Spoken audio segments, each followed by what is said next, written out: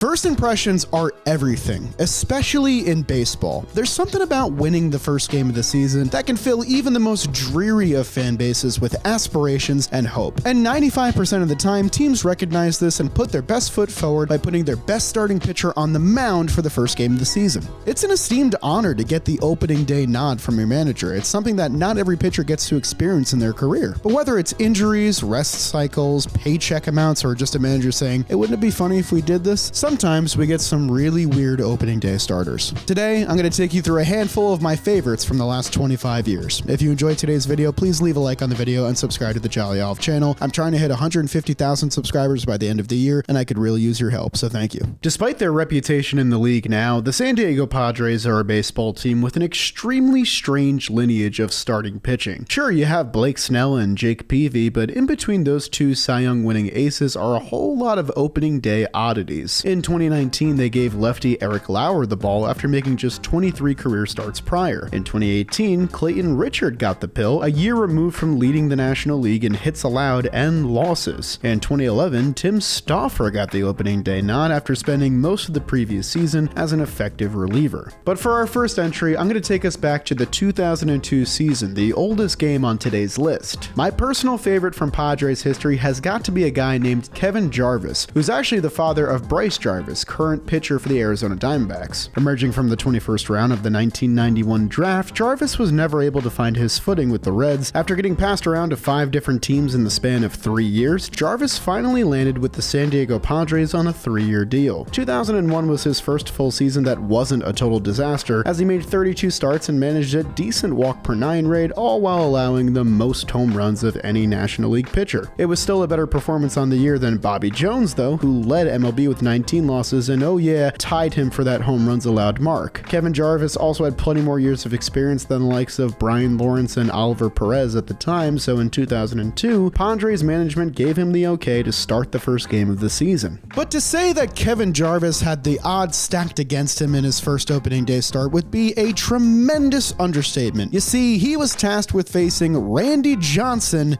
and the reigning World Series champion Arizona Diamondbacks. You know the hydrogen bomb versus coughing baby meme? I actually think that this is where they came up with it. To that point, the San Diego Padres had never defeated Randy Johnson in their team's entire history. But to Kevin Jarvis's credit, he held his own in this matchup, pitching 7 innings of 2-run ball, but ultimately getting the loss when Randy Johnson twirled a complete game shutout. Jarvis's 2002 season was riddled with injuries, resulting in him making just 7 starts total. He'd bounce around to 6 different teams in his final 3 seasons following 2002 before calling it a career, finishing up with negative 4.1 wins above replacement in nearly 800 innings on his career overall. Keeping things in chronological order, we'll next head to the 2005 season to see who got the ball for the Tampa Bay Devil Rays 20 years ago. This franchise has had Cy Young winners like David Price and Blake Snell get the ball in the first game of the season, but back when they were the Devil Rays, no such personnel was available. With a young 21-year-old Scott Kazmir on the roster who'd get the Game 1 ball in each of the next 2 seasons, the nod instead went to Dewan Brazelton. And if you don't know who this is, I can't blame you, because when I was doing the research for this video, I also didn't know who this was. Brazelton had a 5-year playing career, with the majority of his pitching days spent with this very franchise. The year before, the then 24-year-old set career bests in innings pitched, ERA, and strikeouts, which sounds good until you look at what those career bests were. I have to imagine that the Devil Rays had a lot of optimism for this hulking right-hander, being that they used the 3rd overall draft pick on him in the 2001 draft and handed him a $4.2 million signing bonus, the largest in franchise history. Bear in mind, Tampa Bay passed up on other amateur talents in this draft like Mark Teixeira and David Wright, both of whom were also selected in the first round. In consecutive seasons, Dewan Brazelton had ranked as a top 100 MLB prospect before his first full season in 2004. Tampa Bay was largely at fault for Brazelton's early struggles, being that they called him up just 1 year after drafting him, which is rare now and essentially unheard of back then. They tossed him into the fire that was the early 2000s AL East division. But with all of that being said, Brazelton had also mentioned that he had hoped the Devil Rays would draft him initially, saying that he didn't want to, quote, be stuck in the minor leagues forever. Scouts saw the potential with Brazelton, with some ESPN personnel going as far as to draw his likeness to Greg Maddux, Pedro Martinez, and Fergie Jenkins. And so, Brazelton would be handed the ball at Tropicana Field to take on Roy Halladay and the Toronto Blue Jays in 2005. In fairness, he held his own in this start decently well, pitching into the 8th inning and only allowing 3 earned runs on a pair of home runs in what would be an opening day loss for the Devil Rays. Brazelton would take a massive step backwards in 2005 after his small step forward the year prior. He pitched to an ERA over 7 in 70 innings, falling victim to the home run ball often and watching his walk per 9 rate from 2004 skyrocket from 4.0 to a mark nearly double that. He was eventually relegated to the bullpen, then relegated to the minor leagues, then traded at season's end to the Padres. He'd throw just 18 more innings the next year before his pro career ended at age 26. He remains the least valuable pitcher in the history of the franchise 20 years later, with his former rotation mates near the top alongside him. In the many years since, the list of Rays opening day starting pitchers has grown incredibly impressive, helping to erase those early, ugly years in this franchise's history. Before we move along with today's video, I know what you're thinking. Where did Jolly get this pullover? Well, I got it from Bird Dogs, the sponsor of today's video. You see these shorts right here? They move with you, they feel great, and they're versatile. Bird Dogs clothes look good, feel good, and are appropriate for all types of occasions, whether it's a comfortable outing or a fancy outing. And best of all, right now, if you use promo code OLIVE at birddogs.com, you can get yourself a free hat with your order.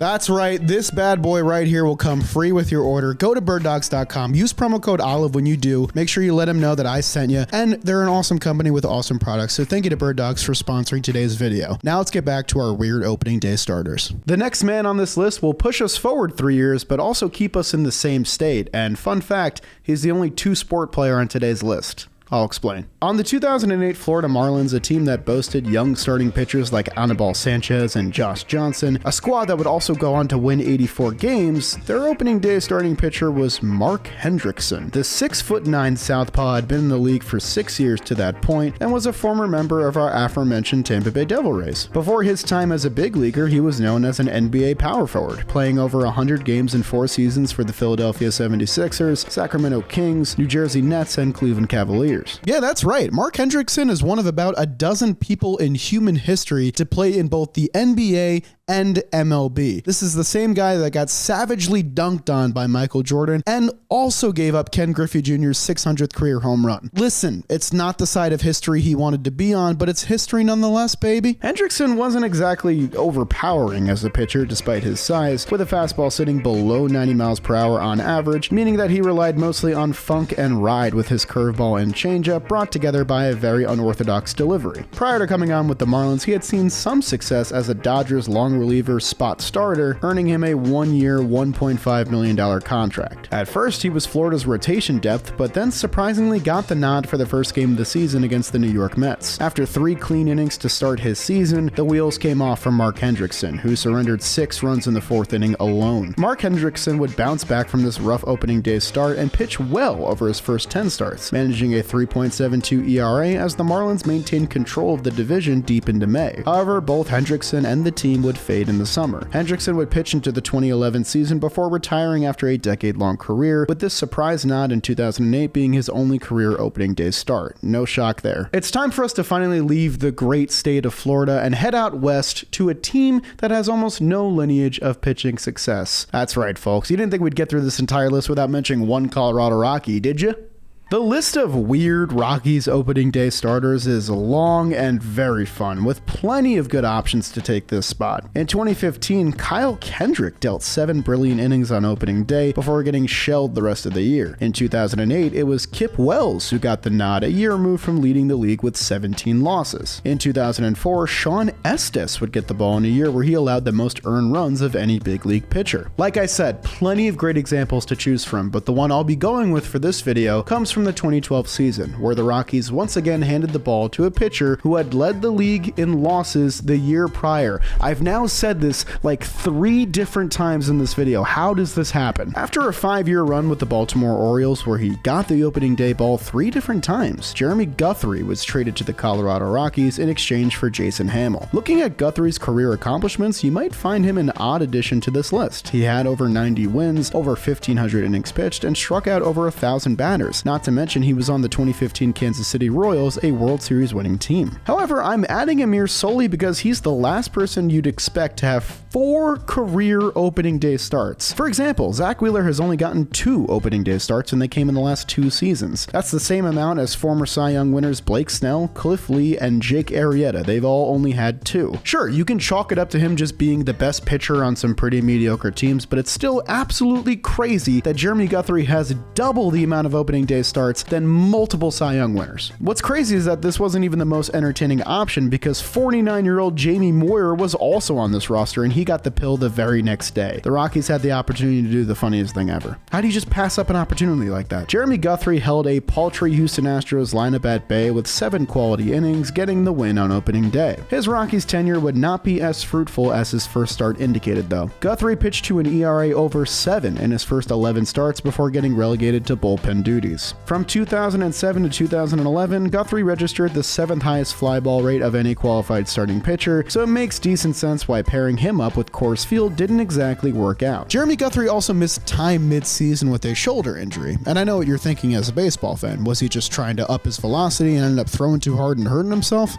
No, he fell off his bike while biking to Coors Field. He landed on his elbow and shoulder. Also, it's one big conspiracy how this even happened, but my leading theory is that Jamie Moyer was driving right next to him and saw him and just tried to ram him off the road for stealing his opening day start. It's pretty plausible in my opinion. He pitched decently enough to get traded to the Kansas City Royals at the deadline, where he ended up reviving his season. In fact, from the beginning of August to the end of the 2012 season, Guthrie's 2.34 ERA in a dozen starts was the 9th best mark of any qualified pitcher, helping him earn a new 3-year, $25 million contract that offseason with the Royals. This paved the way for him to help the team reach the World Series in consecutive seasons, all going to show that baseball doesn't make sense and happens way too fast, people. I'll tell you, one franchise I didn't expect to appear on today's list is the San Francisco Giants, and they'll be our last entry today. When you think of the great teams from this franchise's history, the foundation has always been starting pitching. So it's pretty surprising that, on a staff featuring Bumgarner, Johnny Cueto, and Jeff Samardzija, the 2018 opening day start went to none other than Ty Blach. Black? Okay, I just looked it up. It's Ty Blach. Also, his nickname is The Preacher. Can someone explain that to me in the comments? Blach pitched his first full season at age 26 in the 2017 campaign, tossing over 160 innings with mostly mixed results. Heading into the next season, he looked like a potential wildcard option to break camp with the club's rotation or be a long reliever in their bullpen. But a finger fracture to Madison Bumgarner and a strained pectoral muscle for Jeff Samardzija not only paved the way for his roster spot, but also this once-in-a-lifetime opportunity to start Game 1 of the season. Not only that, it would come against the Giants' rivals, the Los Angeles Dodgers, and their ace, future Hall of Famer Clayton Kershaw. Blach was up to the challenge, navigating 5 scoreless innings against a potent Dodgers lineup to help the Giants eke out a 1-0 win in enemy territory. This continued an odd pattern of Ty Blach surprisingly getting the better of the legendary southpaw Clayton Kershaw. This 2018 opening day matchup wasn't the first between these two. 2 years prior, Ty Blach outdueled Clayton Kershaw in just his second career start, pitching 8 shutout innings to help the Giants clinch the final playoff spot in the National League in 2016. Ty Blach owned Clayton Kershaw on the mound, and he also owned him at the plate. He's also now 3 for 6 against Clayton Kershaw. There's only like a handful of people to ever hit like 500 against one of the best pitchers ever, and this motherfucker's one of them. After a nice run through the beginning of May, Blach began to falter as a cog of the Giants' rotation and was eventually relegated back to the bullpen. And he's since been on the Colorado Rockies pitching staff for the past 3 seasons, which is pretty cool considering he's a Denver native. And that was my list of my 5 favorite weird opening day starters. Let me know someone I missed because there's plenty of other great examples. I want to see some names in the comment section down below. Thank you for watching today's video. If you liked it, leave a like on the video and subscribe to the channel. Like I said at the top, I'm trying to hit 150k subs by the end of the year. I could use your help, so I really appreciate it, and I'll see you guys next time.